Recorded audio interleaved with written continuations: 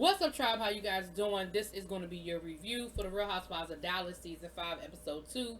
Go ahead and hit that subscribe button, and I hope you like this video. So, we start where we left off, where the ladies are still at the pool party, and Brandy and Tiffany are having a whole moment. They're crying, blah, blah, blue, blue. Tiffany says, listen, what she said was ignorant, but I don't think that she's meant any malicious intent, and that the whole situation was very cathartic. Cameron said, what does cathartic mean?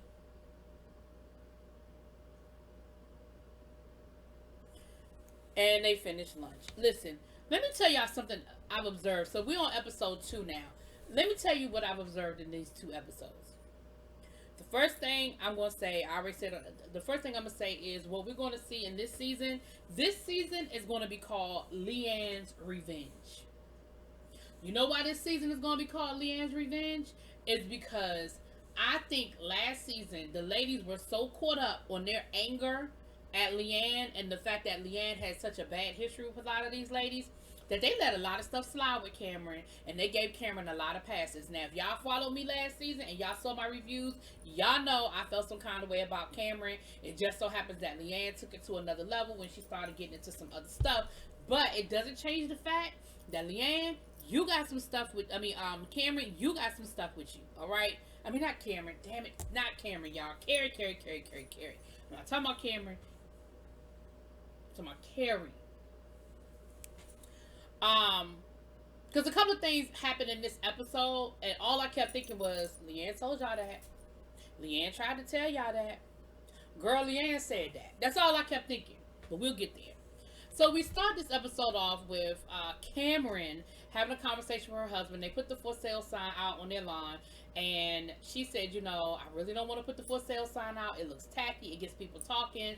And she ain't wrong. The minute, especially in more affluent neighborhoods, the minute somebody put their house on the market and they going to sell their house, people want to start talking about, you must be I must be going through a divorce. COVID hit, Lord, they done spent up all their money. Like all of these different things, they think that now, you know. And she said that it seems like they've been trying to sell their house for 2 years. And I know in some neighborhoods, you're not allowed to put a for sale sign up. It has to just go through a private market or whatever. And Cameron even said that. She said, are we even allowed to put the sign out? You know. Then they had a conversation about selling the house. And her husband was like, listen, the last time our buyer fell through, you were depressed for 2 weeks. So I'm not going to let you know every time somebody's interested. I'm going to just let you know when it's a done deal. Because mentally, I just don't want to see you going through that. And she was like, well, I can handle it. I want to know. I want to be involved. I feel like you don't tell me things because you think I can't handle it. Well, if you was in bed depressed for 2 weeks because the house didn't sell, I understand what he's doing. And I'm sure in his own way, he feels like he's protecting your peace, right? I'm with him on that one. Whatever. Then they started having a conversation about this dog. Listen, y'all not getting ready to wear me out about this damn dog. Later on in the episode, she put clothes on the dog, and her husband was like, are you supposed to be doing that? Didn't the trainer tell you that that's not a good idea? Well, I put it on Louis, and it wasn't a problem. They still got the ashes, Louis' ashes, in his dog bed in their room. And he was like, do you think that's normal? And she said, well, what happens? I mean, will his spirit leave with us when we go? She sounded like a little kid. Do you think his spirit will go to the new house? And he was like, I don't know. She said, well, I mean, he said, well, when other people have family members that die, do they worry about the spirit coming with them to the new house? And is it normal to keep the ashes in your bedroom? He said, can we just move it to another room? I mean, he ain't even telling her to get rid of the ashes. He like, can we take them out of our bedroom?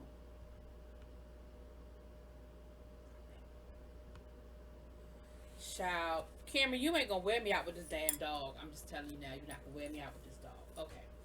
So, then we saw Deandra go to her shaman. I'm not entertaining that. She said she was raised Christian. A lot of people feel like this isn't Christian, but it helps her center herself. It helps her be at peace. It helps her deal with the things she's got to deal with. Child, I ain't about to deal with this. I ain't entertaining Deandra and her shaman. Do what you got to do to keep yourself at peace. Now, what we do find out, though, is when her father committed suicide, he had 2 wills, which I don't think I knew that. He had 2 wills. One will, Deandra had a copy of. The other will, his new wife and child had a copy of. And Deandra said, we actually had a really good relationship until my father died. And she said, to this day, I'm angry with my father because he created this situation where then we were in court fighting over which will. She said, I ultimately won the court case, but I lost my family. I lost my stepbrother. I lost my stepmother. She said, and we were close to the point where I would tell her stuff I wouldn't even tell my mom, And so she said that the stepmother reached out to her recently, let her know that her brother had a baby. And I'm sure that was some sort of way of extending an olive branch. And so she is, you know, talking about that and reaching out to him and what the best thing should do. We see her talk to Jeremy, and it was really nice, her talking to Jeremy or whatever. And he said, listen, I love you, I think you should, they seems like they're extending the olive branch. I would proceed with caution, but I would definitely proceed, right? So I thought that was sweet. I love her husband. I love Deandra's husband. I like Jeremy. Now, Miss Tiffany, I'm gonna dub Miss Tiffany the Wendy Cepho of Dallas, okay? Because Miss Tiffany is a little braggadocious, okay? Miss Tiffany is a doctor with all of her degrees. So we go to her house and listen. Miss Tiffany live on an estate. I mean, it is beautiful. I can't front. It is a gorgeous, gorgeous house on an estate, honey. They've got a whole wine. They don't have a wine cellar. They got like a whole wine. I don't even know what to call it because they actually have a wine company, and so they have a whole wine situation in the basement. Like it's underground. Like they have the glass walls and you can see the earth, right? It's beautiful. It is gorgeous. 5-bedroom home. She's got a great room, beautiful kitchen. I mean, it's a beautiful home. And she took them into the office to show them all of her degrees. They said, well, where's your husband's degrees? We don't care about his degrees. Okay, we don't care about his degrees. Then she takes them into the bedroom, the master bedroom, and she wants to show them her closet. And she go to show off the closet, honey. And the closet has a fingerprint lock on it. So only her fingerprint opens it, and it wouldn't work. I said, see what happens when you get to showing off? So it wouldn't work. So she finally got it to work. I think she had to probably put the passcode in to bypass that. There's always a bypass, or at least on a good one there is. And of course she's in there, she's bragging about all of her bags. She's got a whole thing of Birkins and Gucci and this and that. And Stephanie was like, yeah, I think that's a little bit in poor taste to bring us into your closet just to brag about all the things you have. But Stephanie, I noticed you took your Birkin bag to that brunch to make sure you let Tiffany know, girl, you ain't the only one with Birkins. I saw you, Stephanie. Now I'm gonna be honest with you, I've done the same damn thing. Oh, you want to show me all your Birkins? Well, let me let you know that she had on some Louboutins and some Birkins down to the brunch. Anyway, so they're having wine. It's her, Deandra, and Stephanie. They're having wine, and of course they have to ask her, well, how did the conversation with Brandy go? And she said the same thing. Listen, Brandy said some very insensitive things. I let her know it was insensitive, but I don't think that Brandy is a racist. She never used the word racist, but I don't think Brandy had any ill intent. And then she was saying how she wants to get to know the ladies better, so she's going to invite the ladies to a traditional brunch, to dim sum, which is a traditional brunch. She did say she's from China. And she talked a little bit about, then they got to talking about Carrie. And this is what I'm saying. She started talking about how Carrie is a bully. And she said that night at the pool party, Carrie kept making her take shots, even after she was like, no, I'm good. And Carrie was like, no, take a shot, take a shot, take a shot. And she said she almost felt like, she was being bullied into drinking. And that's going to be very interesting in a little bit. We're going to get there. And then she says, well, Deandra and Cameron are making excuses for Carrie. Well, when Carrie gets to drinking, it's almost like she feels like she's the fun police, that she has to sort of, control and make sure everybody's having fun. And again, I just think back to last year when we went to her house down in Mexico, and her and Leanne got into it. Like, again, y'all, Leanne is somewhere watching this going, I told y'all. So then we see Carrie with her family. All her kids are home because of COVID. They all came home. They all lived under one roof. And we saw her have a conversation with her daughter. Now, last year, her daughter was a little bratty, But her daughter was living in LA, and I think she was moved working in fashion or whatever. And I thought this was a great conversation that she ended up having with her daughter. We've seen a lot of the Black Lives Matter conversations in a lot of these reality shows, but generally speaking, it's coming from a black perspective. We saw it on Atlanta. We saw it on. Did we see it on Potomac? No, we didn't see it on Potomac. Anyway, we've seen it. But I thought this was a very interesting perspective because she said, when I'm in LA and I'm with my friends in LA, I was out protesting. I was a part of the Black Lives Matter, and me and my friends are just so free and we're so open and we care about these issues. And coming back home, talking to my old friends, being in the group text, and them like, why are they protesting? I don't get it. And she was like, I don't understand why you don't get it. How could they not be protesting? How do you not understand? She said, going to parties with them and them just using the N-word. She was like, I'm just not that person anymore. Like, those kinds of things probably didn't bother me before I left here because that was the norm. That was what we did. But now I noticed she didn't say she used it. She said friends used it, around her. She said, but I just, she was having a real serious conversation about how this just wasn't her life anymore. And she had sort of evolved out of this friend group. And her mother told her, she said, listen, I'm proud of you. I'm proud of everything that you've done, and you have to do what you have to do. Like, if this isn't where you're comfortable anymore, she said, but I don't want you to ever feel like you can't come and talk to me. I'm always here. Because her daughter was saying how she was just really anxious about everything. And she was just getting, it was a lot. And she told her, she said, listen, I don't want you to ever feel like you can't come and talk to me, right? It was a moment, but I really appreciated her daughter opening up, saying, listen, I do have friends that use the N-word. I have friends who don't get it, who don't understand Black Lives Matter, who are not down with the whole moment, right? I could appreciate that because I think up until now we've been pandered to so much that everybody was just like, yes, Black Lives Matter, yes. And it's good to hear that, listen, I do know people who are not with it. I mean, this is Texas, y'all. So Tiffany is having her brunch. She's inviting all the ladies for brunch for dim sum. And Brandy can't come because Brandy already had plans to go to Florida. Now, I don't know what they was going to Florida for in the middle of a pandemic, but that ain't my business, I guess. They was on their way to Florida.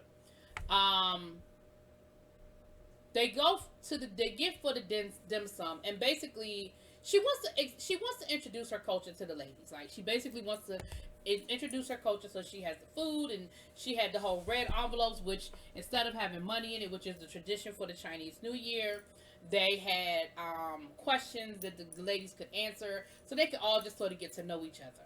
Now, here's where I'm talking about a little bit of Leanne's revenge.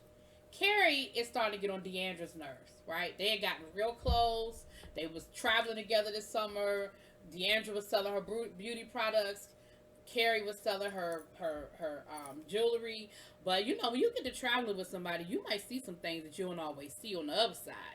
And she said, listen, Deandra is selfish. She doesn't leave me any room. She has her stuff all over the place. And Deandra has said that, she thought she had COVID and she went and got a rapid test and came back negative. But she was nervous nonetheless. Now, this is what I'm going to say about that. I think all of us have had a scare or two. I think through this pandemic in the last 8 or 9 months that we've been locked down, I think all of us have been like, oh my goodness, I have a sore throat, I have COVID. Oh my goodness, I coughed, I have COVID. Like, this environment that we have created around us sort of has made us feel that way, right? And Carrie was just making fun of Deandra. Oh, she's a hypochondriac. Oh, there's nothing wrong with her. Oh, this, oh, that, oh. And Deandra was feeling some kind of way, like, why is she coming for me? Like, I don't understand why Carrie keeps picking at me. What is she doing? And so they were sort of going back and forth, right? They sort of were having a whole moment where they were going back and forth with each other. And I was just like, ooh, Leanne is sitting somewhere like, I tried to tell them hoes. I tried to tell them. Now, here's what I thought was funny, though. As the food is coming out, one of the meals, one of the delectables was chicken feet. Now, listen, there are some people who are very adventurous when it comes to their palate, and there are others that are not. Cameron Westcott is not. Cameron Westcott is the, let me get some chicken tenders and some french fries every time. And if that's what she's comfortable eating, listen, she a grown-ass woman. Who the hell am I to tell that woman to eat something different? Now, exposing her to something different is one thing. Encouraging her to eat is something else. But Tiffany, you just got finished complaining. Talking about these women was bullying you to have a shot. That Carrie was bullying you to have a shot. And you were bullying Cameron to eat that damn chicken foot. Here's the reality. If she didn't want to do it, she didn't want to do it. I understand you want people to open themselves up. I understand you want people to indulge in your culture. She was like, I mean, little kids eat this for breakfast in China. I mean, this is not a big deal. I mean, this is just what we do. Okay, I get that, but that's not the norm. Hell, when I went to Louisiana, they had frog legs and alligator on the menu. That didn't mean I wanted it. Whereas I was with somebody, my sister, she tried it, she liked it. It's all about what you're comfortable with. And there's nothing wrong with saying, I don't want to try that. And I don't think you should have made Cameron feel bad about not wanting to try it. And you were bullying her. So you sat there and complained about Carrie bullying you. And guess what? You turned around and did the same thing. You turned around and did the exact same thing. Anyway, that was pretty much the episode, child. Jen was there again. Remember, Jen is the new friend of the show. She's a friend of Cameron, so we see her. That's the second episode we done seen her. So she's there as well. And I say friend of the show because she ain't in the opening. So maybe it's more to it than that. I don't know. But I just think we need to keep an eye out on this whole situation with Carrie and Deandra. I feel like it's going to blow up. I feel like it's going to blow up. And here's my prediction. Y'all ready for it? Leanne's going to be back next season. Because Carrie is going to get on everybody's nerves. And they going to realize, well, damn, Leanne wasn't as bad as we thought she was. And Leanne would give Carrie a bang for her buck. And they will go round for round, toe to toe. And they need a villain that's going to take on Carrie. Because ain't none of them going to do it. Leanne going to be back next season. The only reason, and here's the thing. She may not come back because she don't want to come back. But I believe that Bravo will reach out to Leanne to come back. That's my prediction, y'all. Anyway, y'all let me know what y'all think. Drop it in those comments. Peace.